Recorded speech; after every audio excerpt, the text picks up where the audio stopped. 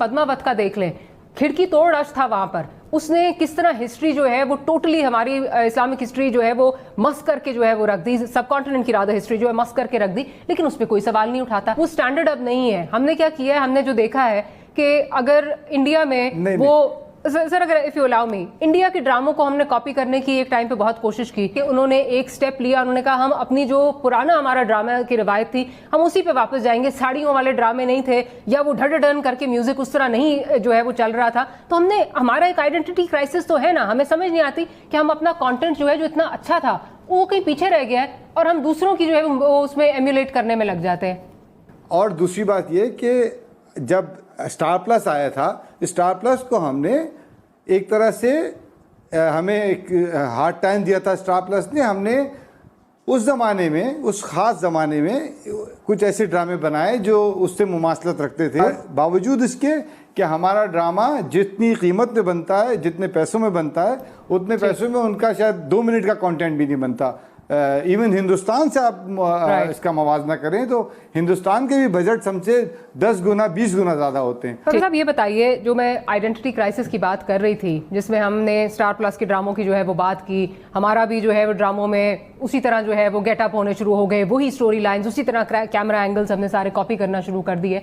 और फिर थोड़ा सा with all due respect to Saifi साहब, थोड़ा सा उनसे डिसएग्री ये करूंगी कि स्टार प्लस को मेरा ख्याल है हम शायद उस तरह नहीं हमने निकाला। स्टार प्लस पे जब वो बैन लग गया कि स्टार प्लस उस तरह एयर नहीं हो सकता था, तो we were left with no choice.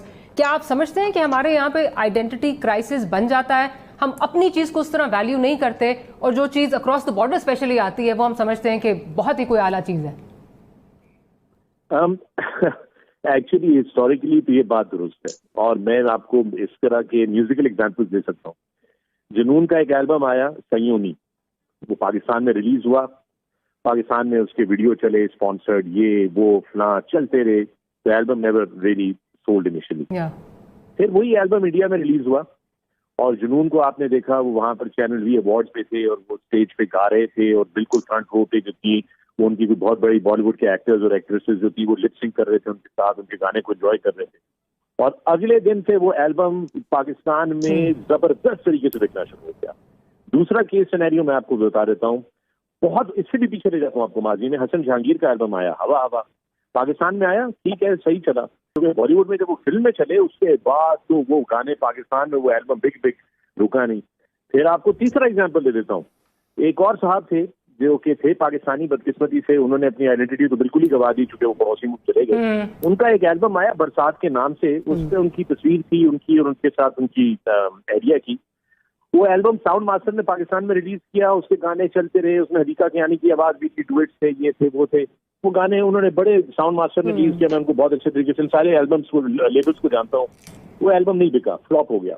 उसके बाद वही गाने वहां पर जो हदीका की आवाज को लता से रिप्लेस किया गया और फिर वहां से एयर किया गया, पाकिस्तान में बिक के आग लग गई उस एल्बम को, वो मिले ना, वो इतनी पायरेट हुई कि जिसकी कोई हद नहीं। तो हमारे यहाँ ये एक बदकिस्मती से हमारे लोगों में वो है इसका। और लेटेस्ट एग्जांपल इसका मैं आपको स्प्रिंग्स का एल्बम दे सकता हूँ, दूर, वो पाकिस्तान में रिलीज हुआ, उसका वीडियो चला के BMN रिकॉर्ड्स ने रिलीज किया था, वो बेचारे थक गए, एल्बम फ्लॉप, वापस उनके ऑर्डर्स आने शुरू हो गए क्योंकि माल वापस आ जाता है मार्केट से। वही एल्बम जब इंडिया से लॉन्च हुआ और वो वहां पर स्ट्रिंग्स देता है इंडियन चैनल से, वो एल्बम पाकिस्तान में बिक के कोई मतलब रुकने का नाम ना ले। तो दिस इज अनफॉर्चुनेटली, मैं आपको म्यूजिकल रेफरेंसेस अपने उससे देख रहा हूँ फर्स्ट हैंड, तो ये होता है हमारे। लेकिन मसला ये है कि जुनेद ने बिल्कुल बड़ी जबरदस्त बात की और खान साहब ने भी बड़े सही बात बोला। देखिए हमारे यहाँ मयारी ड्रामे बन रहे हैं, मगर हम ये नहीं कह रहे कि हमारे यहाँ मयारी ड्रामे नहीं बन रहे। एक बहुत बड़ा सरकारी इदारा जिसका नाम पाकिस्तान टेलीविजन है, जिसके बड़े जो ऊपर के जो मैनेजमेंट के लोग हैं, उनकी 8-8, 10-10, 15-15 लाख रुपए महीने की तनख्वाहों के पैकेजेस हैं, वो कितना बड़ा डिजास्टर है कि वो 1 मिनट की भी ऐसी वर्थ वॉचिंग कंटेंट प्रोड्यूस नहीं कर पा रहा और उसको एक फॉरेन कंटेंट के ऊपर जो है इतनी ज्यादा उसको रिकग्निशन मिल रही है, या एक प्राइवेट चैनल के बने हुए ड्रामे से उसको इतनी ज्यादा रिकग्निशन मिल रही है, यानी कि उनकी अपनी आउटपुट जीरो है। अब फर्ज कीजिए कि एक ड्रामा आया है, एक सीरीज आई है और सारी दुनिया में मसलन जब 10 कमांडमेंट्स या बेनहर या किंग ऑफ किंग्स और इस किस्म की चीज़ें और रामायण और महाभारत और मुख्तार और यूसुफ और तमाम चीज़ें ईरान में और तुर्की में और हिंदुस्तान में और दूसरे मुल्कों में चल रही, खुद हमारे यहाँ देखा जाता है। तो ये एक तरह का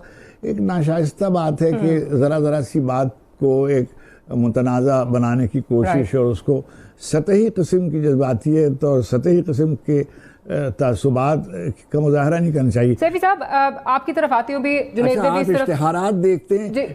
एक ज़माना था कि आपने पूरे इश्तिहारात, हिंदुस्तान के इश्तिहारात और वहाँ के लोगों को लेकर इश्तिहारात जब यहाँ चलवाए जा रहे थे, उस वक्त आपने कोई उसको बिल्कुल एब्सोल्युटली। तो इसमें साथ ये भी कंट्रोवर्सी आ रही है जी कि इसमें जो कपड़े दिखाए गए हैं वो एक हमारे बड़े ऑनरेबल हमारे आर्टिस्ट हैं, उनका ख्याल है जी ये लंडे के कपड़े हैं और ये कैसी सीरीज़ है, लंडे के कपड़े हैं। जब स्पार्टकस में कपड़े इस तरह के पहनाए जाते हैं तो कोई जो है उस पर सवाल नहीं उठाता। गेम ऑफ थ्रोन्स में अगर इस तरह के कपड़े पहनाए जाते हैं तो कोई सवाल नहीं उठाता। बार बार मुझे ये क्यों लग रहा है कि जिस तरह एक हमारा शायद अपोलोजिस्ट जो है वो एक रवैया बन गया है कि हम अपोलोजिस्ट बन गए हैं।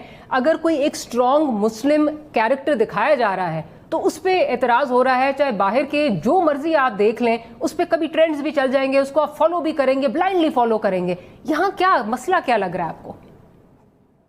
अच्छा, आई थिंक जो कहा गया था वो लंडे के वो कपड़े नहीं, वो लंडे का एज इन के इम्पोर्टेड चीजें, क्योंकि हमारे यहाँ इम्पोर्टेड कपड़े लंडे के कपड़े कहलाए जाते हैं। तो शायद जिन आर्टिस्ट का आप जिक्र कर रही हैं उनका पॉइंट ऑफ व्यू ये था कि मांगा हुआ या सेकंड हैंड या hand me down, there is no such thing as free lunch. वो कहते हैं ना, फेसबुक यूज करने के लिए, इंस्टाग्राम, ट्विटर यूज करने के लिए हम पैसे नहीं देते। So when you are not paying for the product then you are the product. तो खैर वो तो एक बड़ी लंबी बहस है। कपड़े का तो मुझे कोई इसमें इशू लगता नहीं। गेम ऑफ थ्रोन्स में तो काफी चीजों में तो कपड़े ही नहीं थे। लेकिन इसमें ये कि देखिए, जहां तक आप इसको एज एन एंटरटेनमेंट वैल्यू ले रहे हैं तो उसमें कोई हर्ज नहीं है, क्योंकि हमारे लोग जो है वो बेचारे जो है फिक्शन में और रियलिटी में, एंड व्हेन आई से fiction I mean dramatisation, fiction तो खैर नहीं, वो रियल स्टोरी है, उसमें फर्क नहीं कर पाते। जिस तरह आपने देखा कि वो हलीमा के इंस्टाग्राम पे पहुंच गए कि जी आपने वो कपड़े तो नहीं पहने हुए जो आप ड्रामे में पहनती थी। तो मतलब ये सतही मेयार है हमारे अवाम का। तो वो तो जाहिर फिर ये सोचने में बैठ जाएंगे कि जी अभी वो वहां से घोड़े चल के आएंगे और वो आके हमारा कश्मीर भी फतह करके देंगे और हमारा अफगानिस्तान में भी थोड़ा सा असर रसूख करेंगे। तो ये थोड़ा सा जो है ना कंफ्यूजिंग हो जाता है। हम दुबई में सेकंड नंबर की लार्जेस्ट पॉपुलेशन है पाकिस्तान की, लेकिन आप दुबई के किसी मॉल में चले जाएं आपको पाकिस्तानी रेस्टोरेंट नजर नहीं आता। बाहर मिलेंगे, मॉल्स के अंदर नहीं मिलता। क्यों? क्योंकि हमारे इमेज वहां पे क्या है कि ये टैक्सी वाले होते हैं, ये मजदूर होते हैं, हमारे बैंकर्स भी वहां हैं, इंजीनियर्स भी वहां हैं, लेकिन तादाद कम है। हमारी इमेज जो है ना, इमेज बिल्डिंग बहुत लैकिंग है। और मैं मुल्क को है ना एज अ ब्रांड देखता हूँ, और मुल्क अपनी ब्रांडिंग अच्छी करते हैं। हमने बचपन से सुना है मलेशिया ट्रूली एशिया, हमारी जबान पे लगा हुआ है, ठीक है ना। इमर्जिंग पाकिस्तान अब जाके हमने एक लोगो बनाया है, तो आप समझ रही है ना मेरी बात। तो ये ब्रांडिंग जो स्टेट टेलीविजन ने हमारे मुल्क का नैरेटिव आगे करना है, तो अगर हम दूसरों को करेंगे तो हमारा इंडिया तो नहीं करेगा।